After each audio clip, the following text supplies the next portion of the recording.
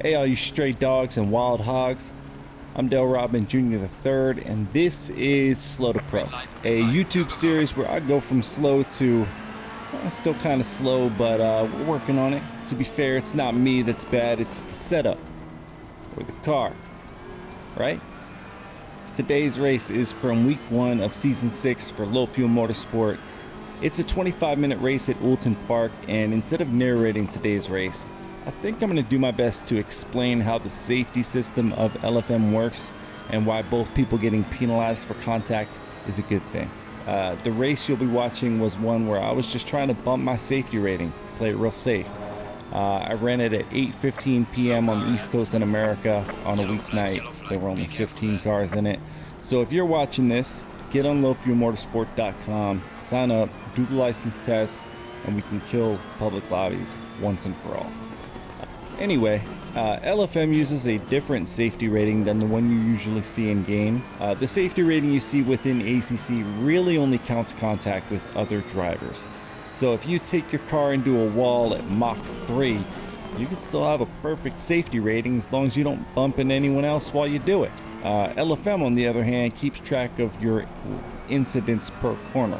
To simplify that, if you crash out in T2 and quit the race, you'd have a 50% incident ratio. You know, you did turn 1 okay, turn 2 not so much. So your LFM safety rating is going to take a big hit. But if you crash out in turn 2, safely rejoin, and then finish the race without further incident, you're going to gain safety rating. So after every race, you can get on LFM's website and see how many incident points you had.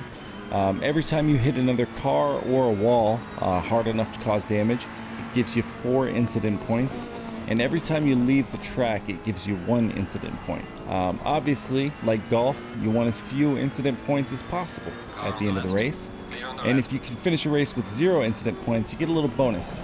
So you get up to 0.4 added to your safety rating just from 1 clean race, so you can really bump it up quickly.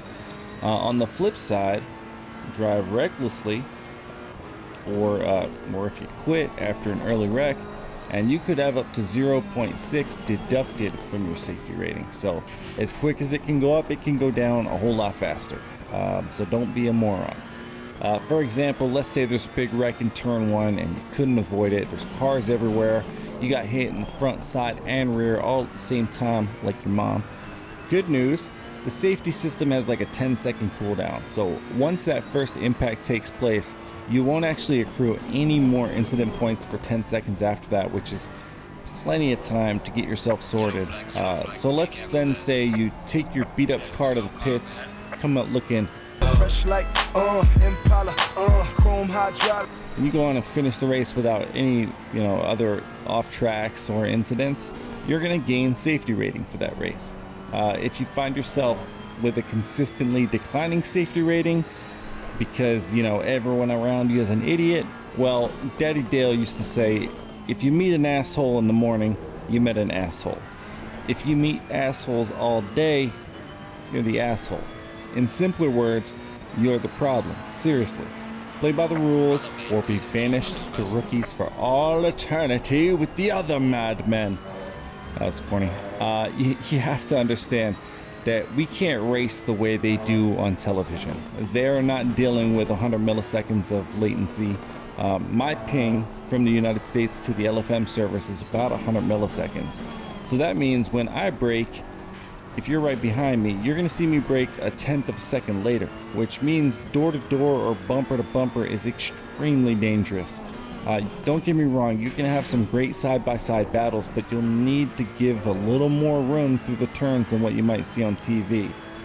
But back to the safety rating LFM uses, let's talk now about why it's good that both cars get incident points, even when I get punted through a hairpin. Let's assume that I get punted in the hairpin, but I go on to finish the race without any other incidents. Again, I would only get 4 incident points, so I would gain safety rating. But if the person who punted me also did the same, that means it was, an honest mistake. It happens. We all get distracted, miss a braking point. They're going to gain safety rating as well. No harm, no foul. But if Mr. Punter is just reckless, they're going to be bound to either bump into other walls or other cars.